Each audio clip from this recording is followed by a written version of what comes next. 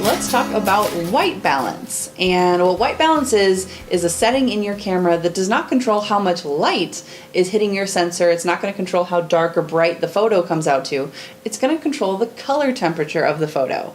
And different colors, different sources of light have different temperatures. This is the setting that explains why if you've ever looked at a photo and you think to yourself, that's really blue, it feels very cold in that photo, or it kind of came out kind of yellowy, kind of orangey, it feels very warm overall, the temperature in the photo. This is the setting that explains why. White balance controls the color temperature for the images that you take. Now, if you're shooting raw, your white balance is very easily adjusted in a program like Aperture or Camera Raw. You can really adjust that, but it's kind of tricky sometimes to figure out exactly what it is that the proper temperature is. There are auto settings. I've always shot on auto white balance, and I have to tell you guys, I was just introduced to a brand new product. Well, I mean, it's been out there for a long time, but it's brand new to me, and I'm like, oh my gosh, I'm never shooting any other way. It's this little guy right here. It's called the Expo disc. It's amazing. I am not getting paid to say this, but it's amazing. You should go out and buy one right now.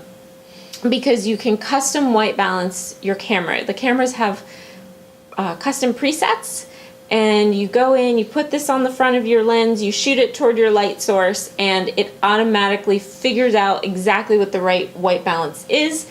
And then when you bring your photos into post later on, you don't have to guess at your white balance because it's already done. And anything that saves me time in post-production, oh, I love it. The Expo Disc is definitely a great tool, but for those of us without one, it's still possible to control and get great white balance in your camera before you have to change it in post, like Taryn is saying. This is the setting where if you've ever seen flipping through on your camera a little sun or a little cloud or a little maybe building casting over some shade, these are the different options. They all relate to different Kelvin temperatures in your camera, the specifics of which we don't have to get into in super depth in this video. But what you need to know is that light has different temperatures, and typically cloudy light comes across a little bit colder, a little bit cooler, and more blue in photos.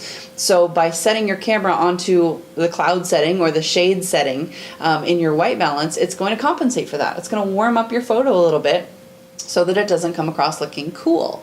And same thing for more yellow light and warmer light. If you've ever been in a room where you see a light bulb and then you see maybe a tungsten bulb, they look completely different. You can see different light is coming out from each of them.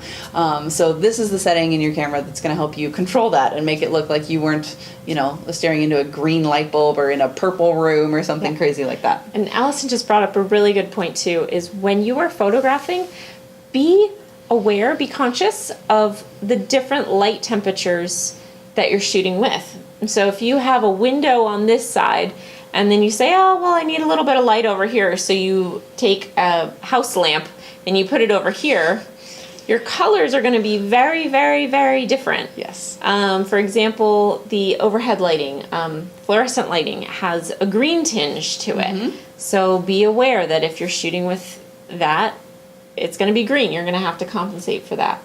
So yeah, just start playing around with different color temperatures. Start paying attention to what colors those lights look like to you. Mm-hmm. When you're sitting at your house watching TV at night and you have a lamp on next to you, look at it and look at the color of it. I'm now the most pain in the butt person to have because I require a very specific light bulb because I can't stand. I'm like, oh no, the fluorescent ones are green. No, I can't do it. I just can't do it. I can't look at the light. I'm definitely a diva when it comes to my light bulbs. So you too can become a light snob if you start paying attention to white balance. And we think it's going to really give your photos the right color temperature that you want. Whether you like that warm tinge or whether you prefer a cooler look to your photos, whatever you like, this is the setting that is going to let you control that. Yeah. So have fun playing around and experimenting with color.